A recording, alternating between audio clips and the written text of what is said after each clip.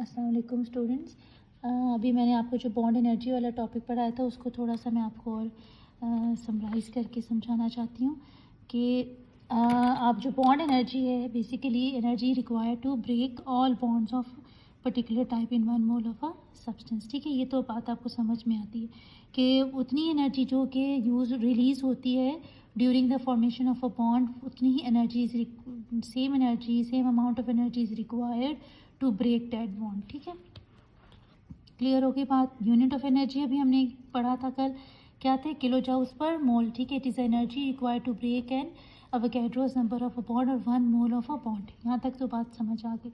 अब इसको थोड़ा सा समराइज ऐसे करते हैं कि अगर आपके साइज़ ऑफ एटम जो है, कुछ फैक्टर्स हैं जिस पे डिपेंड करती है आपकी बॉन्ड एनर्जी। ठीक है, जिसमें से आपका भी पहला फैक्टर है कि size of atomic size of atom. ठीक है, अगर एटम का साइज़ छोटा है, ठीक है, तो क्या होगी? ग्रेटर बॉन्ड एनर्जी होगी, राइट। जैसे हमने फॉर एग्जांपल हाइड्रोजन ले लेते हैं, तो हाइड्रोजन जो है सबसे स्मॉलेस्ट एटम है ना, एलिमेंट है, तो इसका जो साइज़ है छोटा है सबसे, तो ये जो है स्मॉल साइज़ एटम है और इसकी जो बॉन्ड एनर्जी आप देख सकती हैं, हाइड्रोजन मॉलिक्यूल की 436 किलो जूल्स पर मोल है। ठीक है, उसी से एज़ कम्पेयर टू क्लोरीन, आप देखें क्लोरीन हेलोजन है और ये इसका आपको मालूम है साइज़ भी इसका बड़ा है। ठीक है, और इसके लार्ज साइज़ एटम है और इसकी जो है बॉन्ड एनर्जी कितनी 242 किलो जूल्स पर मोल। तो इससे आपको अंदाज़ा हो गया कि स्मॉल साइज़ ऑफ एटम होगा तो बॉन्ड एनर्जी ज़्यादा होगी, क्योंकि छोटे छोटे दो जो साइजेस एटम आपस में जब मिलेंगे तो ये स्ट्रॉन्गर इंटरेक्शन हो जाएगी और बॉन्ड लेंथ जो है वो भी शॉर्ट हो जाएगी, और जब शॉर्ट बॉन्ड लेंथ हो जाती है तो उस बॉन्ड लेंथ को, उस बॉन्ड को तोड़ना उतना ही डिफ़िकल्ट हो जाता है। और वाइस वर्सा ऐसे ही है कि अगर लार्ज साइज़ एटम है तो बॉन्ड लेंथ क्या है? वो भी ग्रेटर है। ठीक है, जब ग्रेट बॉन्ड लेंथ है तो उस बॉन्ड को ब्रेक करना उससे as compare to shorter bond length वाले से आसान हो जाता है। अब एक तो फैक्टर आपको यहाँ पर समझ में आ गया कि साइज़ ऑफ एटम का। दूसरा फैक्टर क्या है आपके पास? Electronegativity difference. अब इलेक्ट्रोनेगेटिविटी डिफरेंस इसमें तो 0 है, राइट, क्योंकि सिमिलर हैं, सेम लाइक एटम्स हैं।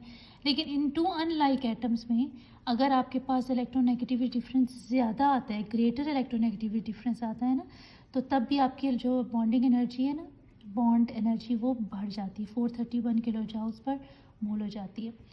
ग्रेटर इलेक्ट्रोनेगेटिविटी डिफरेंस बेसिकली आपका देखिए, इनका तो 0 है, तो इसका तकरीबन HCl का इलेक्ट्रोनेगेटिविटी डिफरेंस होता है 0.9। ये उन 0 से तो ज़्यादा है ना, 0.9। तो ज़्यादा होने से क्या हो गया कि एकदम से इनकी इसकी जो है बॉन्ड एनर्जी बढ़ गई, ग्रेटर बॉन्ड एनर्जी हो जाती है और आपका बॉन्ड क्या होता है? स्ट्रॉन्ग बॉन्ड होता है। जितना इलेक्ट्रोनेगेटिविटी डिफरेंस ज़्यादा होगा आपका बॉन्ड ज़्यादा स्ट्रॉन्ग होगा, बॉन्ड एनर्जी ज़्यादा होगी। और एक और चीज़ क्या ज़्यादा होगी? आयनिक करैक्टर ज़्यादा होगा, राइट। ये भी आपने याद रखना है। इलेक्ट्रोनेगेटिविटी डिफरेंस ज़्यादा होने से आयनिक करैक्टर ज़्यादा होता है, आयनिक करैक्टर ज़्यादा होने से स्ट्रेंथ ऑफ बॉन्ड इंक्रीज़ करती है, और जब स्ट्रेंथ ऑफ बॉन्ड इंक्रीज़ करती है तो बॉन्ड एनर्जी भी ज़्यादा होती है, राइट। ये समझ में आ गई। अब आ जाइए मल्टीपल बॉन्ड्स पे, यानी कि नंबर ऑफ़ बॉन्ड्स पे। अब आपके पास 3 टाइप्स ऑफ बॉन्ड आपने पढ़े हैं, सिंगल, डबल एंड ट्रिपल। थोड़ा सा याद दोहरा देती हूँ। आपको मालूम है कि सिंगल बॉन्ड जो जिन मॉलिक्यूल्स में होता है उनमें हम उसको कहते हैं जी ये, क्योंकि ये आपका sp3 है, डबल बॉन्ड है, तो ये आपके sp2 है, ट्रिपल बॉन्ड है तो ये sp हाइब्रिडाइजेशन है। हाइब्रिडाइजेशन के रेफरेंस से याद करवा रही हूँ आपको कि इसमें अगर आपको याद हो तो इसमें sp में सबसे ज़्यादा s करेक्टर होता है 50% p होता है इसके अंदर, बाकी इन सब में उसी तरह से कम हो जाता है। जैसे इसके अंदर 75-25 है, इसमें 80-20, ठीक है, इसमें 50-50 है। अब एस करेक्टर ज़्यादा होने से आप देख रहे हैं कि क्या होता है कि बॉन्ड लेंथ शॉर्ट होनी शुरू हो जाती है, श्रिंकेज ऑफ बॉन्ड हो जाता है। Shrinkage of bond means short bond length. Short bond length होगी, जैसे जैसे एस करेक्टर बढ़ता जाएगा बॉन्ड लेंथ छोटी होती चली जाएगी, और बॉन्ड लेंथ छोटी होती जाती है तो क्या चीज़ ज़्यादा हो जाती है? बॉन्ड एनर्जी ज़्यादा हो जाती है, बॉन्ड एनर्जी ज़्यादा हो जाती है। अभी मैंने आपको यहाँ पर भी याद कर समझाया था कि स्मॉल साइज एटम जब बॉन्डिंग करते हैं तो बॉन्ड लेंथ छोटी हो जाती है, और शॉर्ट बॉन्ड लेंथ होने से बॉन्ड एनर्जी बढ़ जाती है। बिल्कुल सेम यहीं पर भी आपके पास जितना आपका जो बॉन्ड है वो श्रिंक करेगा, बॉन्ड लेंथ छोटी हो जाएगी। बॉन्ड लेंथ छोटी होने से क्या हो जाएगा कि आपका जो बॉन्ड स्ट्रेंथ है वो बढ़ जाएगी और आपकी जो बॉन्ड एनर्जी है वो इंक्रीज़ कर जाएगी। ट्रिपल बॉन्ड के केस में तो आपके पास एक्स्ट्रा पाई इलेक्ट्रॉन्स भी होते हैं, जो ऊपर भी और नीचे भी और सेंटर में आपके पास सिग्मा इलेक्ट्रॉन्स हैं।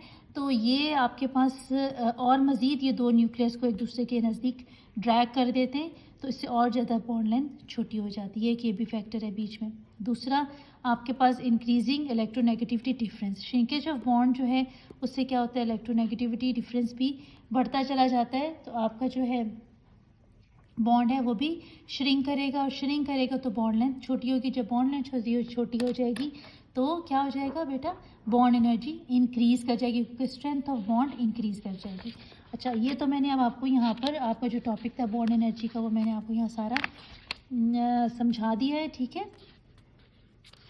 इसके यहाँ पर आपको टेबल्स भी बुक में दिए हुए हैं, आप यहाँ से इसको देख के कंफर्म भी कर सकते हैं। उसके बाद यहाँ पर एक आयनिक करैक्टर निकालने के लिए relationship between bond energy and polarity और strength of bond and its ionic character, ionic character find out करने के लिए कि कितना आयनिक करैक्टर है। एक इन्होंने छोटा सा एक न्यूमेरिकल दिया जिसमें इन्होंने थ्योरेटिकली कैलकुलेटेड बॉन्ड एनर्जी निकाली है HCl बॉन्ड की, ठीक है, थ्योरेटिकल।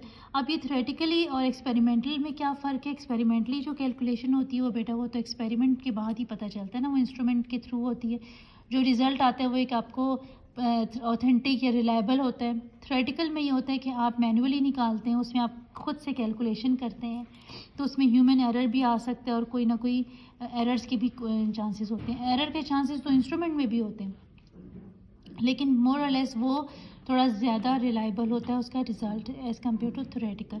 तो थ्योरेटिकली कैलकुलेटेड निकालने के लिए HCl की बॉन्ड एनर्जी, तो हमारे पास HCl की डायरेक्ट बॉन्ड एनर्जी तो नहीं है, लेकिन हमारे पास H मॉलिक्यूल ही नहीं, H2 मॉलिक्यूल की और Cl2 मॉलिक्यूल की बॉन्ड एनर्जी दी हुई है पर मोल की, ठीक है। तो हमने उसकी जो है सिंगल जैसे आपके पास H2 बॉन्ड का 1 मोल की एनर्जी थी 436, तो आपने उसकी 1 हाइड्रोजन एटम की निकाली जो निकली 36.21 10⁻⁻23 किलो जूल। बिल्कुल इसी तरीके से क्लोरीन मॉलिक्यूल की बॉन्ड एनर्जी थी आपके पास 242, और आपने उसकी बॉन्ड एनर्जी निकाल दी 1 क्लोरीन की डिवाइड बाई 2 करके, और ये आपके पास आ गया 20.9 इंटू 10⁻⁻23 किलो जूल्स।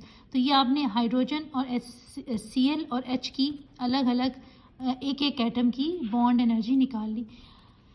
अब आपने कैलकुलेशन करनी है 1 मोल ऑफ HCl बॉन्ड की। तो आप HCl बॉन्ड की बॉन्ड एनर्जी कैसे निकालेंगे कि आप इन दोनों को प्लस कर देंगे, हाइड्रोजन की भी और Cl की, दोनों टोटल की प्लस की, तो आपके पास ये एनर्जी आ गई 56.3 इंटू 10⁻⁻23 किलो जूल्स।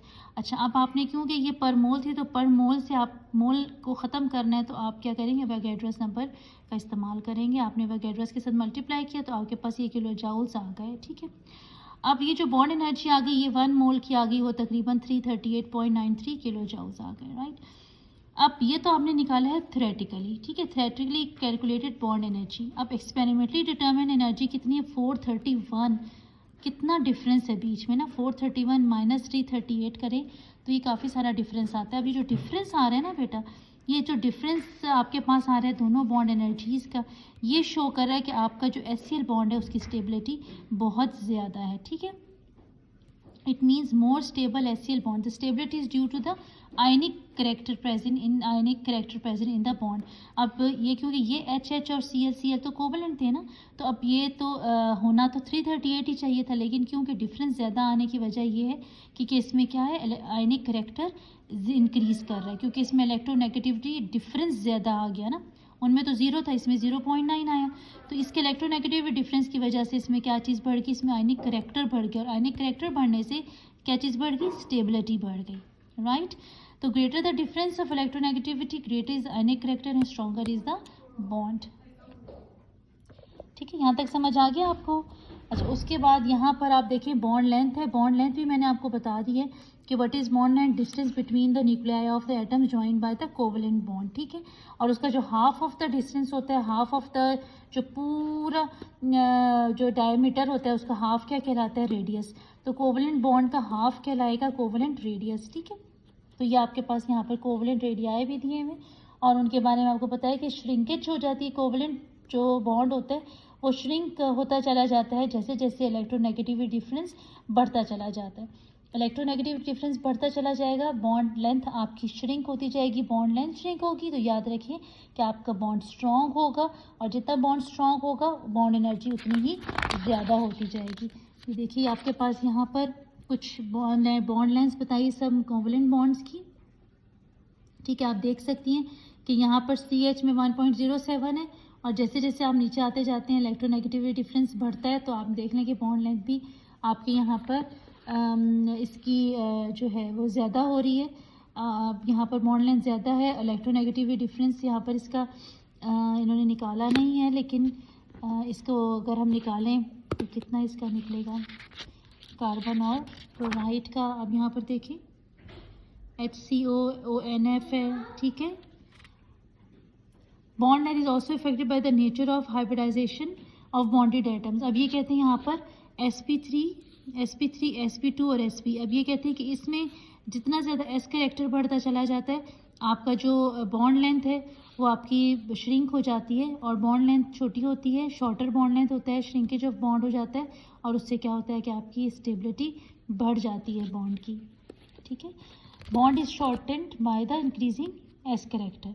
अच्छा, उसी तरह डबल और ये ट्रिपल बॉन्ड के बारे में यहाँ पर बताया, देखिए आपके सामने कि बॉन्ड लेंथ सिंगल बॉन्ड की 1.42 है ना, डबल बॉन्ड की कम हो गई, और यहाँ आप देखें तो ट्रिपल बॉन्ड की भी कम है। अगर आप इसको देखते हैं, CN को देखते हैं 1.47, 1.28 और 1.16। ठीक है ना जी, आगे आ जाइए यहाँ पर डायपोल। अच्छा, इसके बाद ये तो आपका यहाँ पर पूरा टॉपिक बॉन्ड एनर्जी वाला फिनिश हो गया।